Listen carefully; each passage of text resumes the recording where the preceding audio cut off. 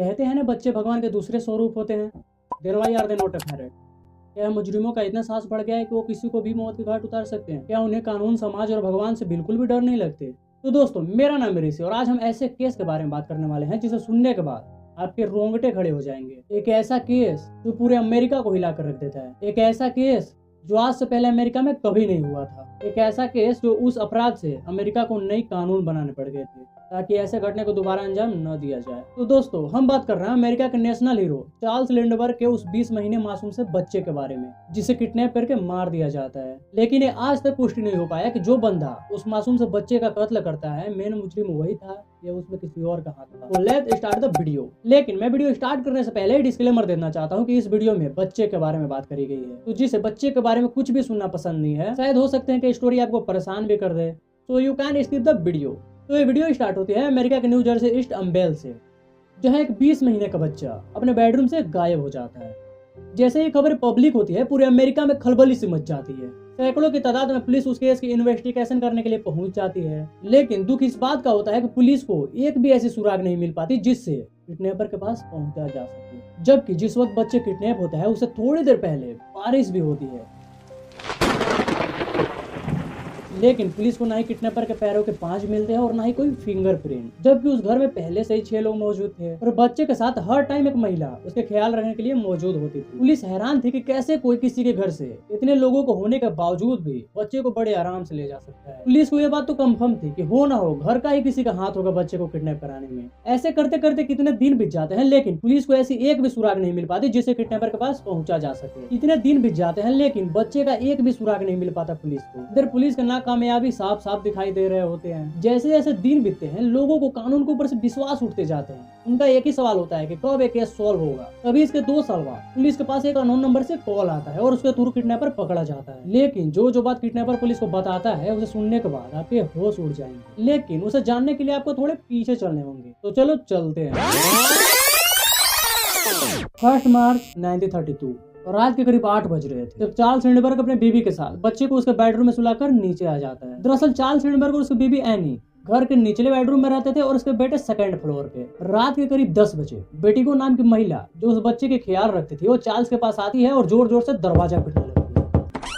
Charles room से बाहर आता है और पूछता है क्या हुआ। महिला रोते हुए बताती है कि बच्चे अपने बेडरूम में नहीं है। चार्ल्स और उसकी पत्नी एनी दौड़ते हुए ऊपर जाते हैं और देखते हैं तो वहाँ बच्चा सच में नहीं था। उनके तो सब देखकर होश ही उड़ जाते हैं। घर के सभी लोग घबरा जाते हैं और बच्चों को इधर उधर ढूंढने लगते हैं। तभी चार्ल्स को एक खिड़की के पास खत मिलता है जिसमें लिखा होता है कि बच्चे को सही सलामत चाहते हो तो $50,000 दो और बच्चे को ले जाओ। चार्ल्स को ये बात कंफर्म हो जाता है कि हो ना हो किसी ने हमारे बच्चे को किडनैप कर लिया है। चार्ल्स तुरंत से पुलिस के पास कॉल करता है और सारी बातें बताता है। चार्ल्स के एक कॉल पे वहाँ हजारों की तादाद में पुलिस आ जाती है क्योंकि चार्ल्स कोई मामूली इंसान नहीं था, उस वक्त के अमेरिका के पॉपुलर इंसान था। पुलिस तुरंत से छानबीन में जुट जाती है। लेकिन पुलिस के हाथ ज्यादा कुछ तो नहीं लगता सिवाय एक लकड़ी के सीढ़ी के। दरअसल किडनैपर उसी सीढ़ी से दूसरे मंजिल तक पहुंचता है और बच्चे को किडनैप कर लेता है।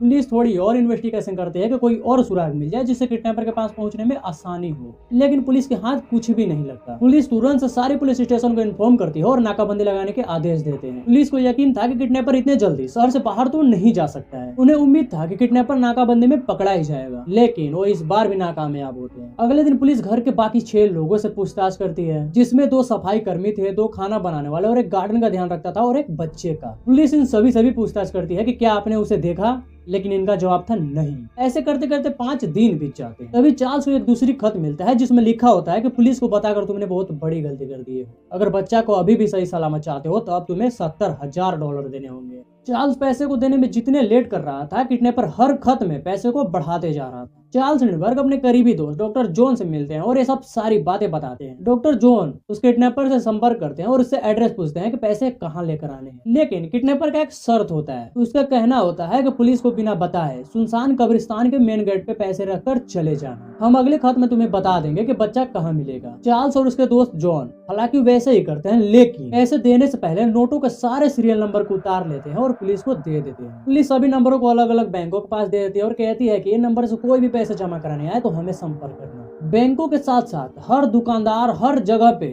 ये नंबर को शेयर कर दिया जाता है। अब जॉन उसके बताए एड्रेस पे पैसे को रख आता है और अगले दिन खत भी आ जाता है जिसमें लिखा होता है कि एक समुद्र किनारे नीले रंग का बोट खड़ा होगा, उसी में तुम्हारा बच्चा है। चार्ल्स और जॉन दोनों भागते हुए गाड़ी निकालते हैं और समुद्र किनारे चल देते हैं, लेकिन न ही वह बोट खड़ा था और न ही कोई बच्चा। ये लोग काफी घबरा जाते हैं और सोचते हैं कि हमने तो उनका पैसे भी दे दिए, लेकिन वो क्यों आखिर सही लोकेशन नहीं बता रहा, आखिर उसे चाहिए क्या, वो झूठ क्यों बोल रहा है। कुछ दिन बाद पुलिस के पास एक ट्रक ड्राइवर का कॉल आता है और वो बोलता है कि उसे सड़क किनारे एक अधगले लाश दिखी है। पुलिस भागते हुए उसके पास गई तो उस बच्चे का भी उम्र लगभग 1.5 से 2 साल ही थे। बच्चे के चेहरे अच्छे से दिखाई नहीं दे रहे थे क्योंकि काफी पुराने बॉडी हो गए थे, थोड़ी गल सी गई थी। पुलिस चार्ल्स को भी इसके बारे में बताता है। चार्ल्स भागते हुए आता है और देखता है तो एक बार में ही पहचान लेता है। वो फूट फूट कर रोने लगता है और कहता है आखिर हमने उसके मुंह बोले पैसे भी दे दिए थे, लेकिन फिर भी वो क्यों हमारे बच्चे को मार डाला। वो पुलिस को कहता है कि चाहे जो हो जाए, जितने खर्चे हो जाए, उसको उसके बेटे का कत्ल चाहिए। पुलिस हैरान थी क्योंकि पुलिस के पास एक भी ऐसा सुराग नहीं थे जिससे वो किडनैपर के पास पहुंचा जा सके। आखिरी उम्मीद एक ही बचे थे किडनैपर के पास पहुंचने के लिए, जो थे सीरियल वाले नंबर। ऐसे करते करते 1 साल बीत जाते हैं, लेकिन किडनैपर का एक भी सुराग नहीं मिल पाता और वो नोट भी कहीं यूज नहीं हो रहे थे। अब सबने उम्मीद छोड़ दिया था कि किडनैपर पकड़ा भी जा सकता है। आखिरकार 2 साल बाद पुलिस को एक जानकारी मिलती है पेट्रोल पंप द्वारा कि एक शख्स ने पेट्रोल भरवा कर वही नोट दिए हैं जो उस नंबर से मैच करता है। पुलिस फौरन उसके पास गई और देखी तो वाकई में वो नोट वही थे। पुलिस उस पेट्रोल पंप वाले से और गहराई से पूछा, लेकिन वो बोला मैं इसके बारे में ज्यादा तो नहीं जानता, लेकिन हाँ मैं उसके गाड़ी नंबर को नोट कर लिया हूँ। बस पुलिस को थोड़े सबूत चाह ही रहे थे। पुलिस फौरन उस नंबर को चेक किया और उसका डेटा निकाला तो वह गाड़ी ब्रूनो रिचर्ड नाम के शख्स का था। पुलिस फौरन उसके घर गया और उसे अरेस्ट कर लिया गया। पुलिस जब उसके घर की तलाशी ली तो उसके पास से वही नोट $14,000 निकले थे और वही लकड़ी मिले थे जिससे वो सीढ़ी बनाया गया था।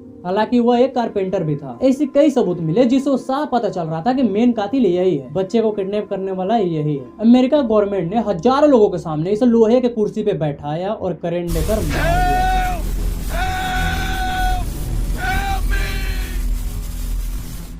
ये साबित तो हो गया था कि मेन कातिल यही है, लेकिन अभी भी कितने रिपोर्टर ये दावा करते हैं कि ब्रूनो निर्दोष था। हालांकि उसकी भी गलती थी, लेकिन इतना भी नहीं कि सजाए मौत ही हो। दरअसल वो दावा करते हैं कि चार्ल्स अपने बीवी के साथ एक समय फ्लाई कर रहा था, जिस वक्त यानी 6-7 महीने की गर्भवती थी। अचानक उसकी तबीयत खराब हो गई और उसे हॉस्पिटल में भर्ती कराया गया। वो तो ठीक हो जाती है, लेकिन जब उसका बच्चा जन्म लेता है तो सामान्य बच्चों से थोड़ा वो अलग था। कहा जाता है कि बाकी बच्चों से उसके सर थोड़े बड़े थे, जो चार्ल्स को बिल्कुल भी पसंद नहीं थे। कहा तो ये भी जाता है कि चार्ल्स लिंडबर्ग के जब बेटे का अपहरण हुआ उस वक्त के टाइम रात के 8 से 10 बज रहे थे, लेकिन चार्ल्स ने सभी नौकरों को ये निर्देश दिया था कि 8 से 10 बजे के बीच उसके बच्चे को परेशान न किया जाए। जब सभी लोग रूम की तलाशी ले रहे होते हैं तो किसी को खत नहीं मिलता है सिवाय चार्ल्स के। और तो और बच्चे का जहां बॉडी मिला था उसके घर से करीब 4-5 मील दूर पे ही सुनसान जगह पे थे। लेकिन बात आती है कि आखिर इतने पास होने के बावजूद भी उसे कोई दुर्गंध क्यों नहीं आया। बच्चे के पोस्टमार्टम रिपोर्ट में पता चला था कि उसके सिर में ही चोट लगने के तुरंत हो गई थी। जब पुलिस चार्ल्स से सवाल कर रही थी और फिर से जांच बैठाने की बात की, तब चार्ल्स ने मना कर दिया। वो बोला कि मैं अपने फैमिली को फिर से खतरे में नहीं डालना चाहता। और तो और वो अमेरिका को छोड़कर दूसरे कंट्री में चला जाता है। ऐसी कई घटनाएं मिले थे जो उल्टी चार्ल्स पे ही सवाल खड़े कर रहे थे। ब्रूनो से जब आखिरी ख्वाहिश पूछे गए थे तो रोते रोते बस एक ही बात बोले थे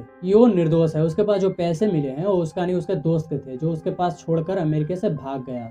खैर जो भी हो, जो स्टोरी था मैं आपको बताया ही। अगर आपको पढ़ना है तो गूगल पे जाकर आप आर्टिकल पढ़ सकते हैं। आई होप आपको ये स्टोरी पसंद आई होगी। अगर पसंद आया हो तो वीडियो को लाइक करके चैनल को सब्सक्राइब कर दो। बहुत मेहनत लगती है ऐसे वीडियो बनाने में। फिर मिलते हैं किसी नेक्स्ट वीडियो के साथ, तब तक के लिए।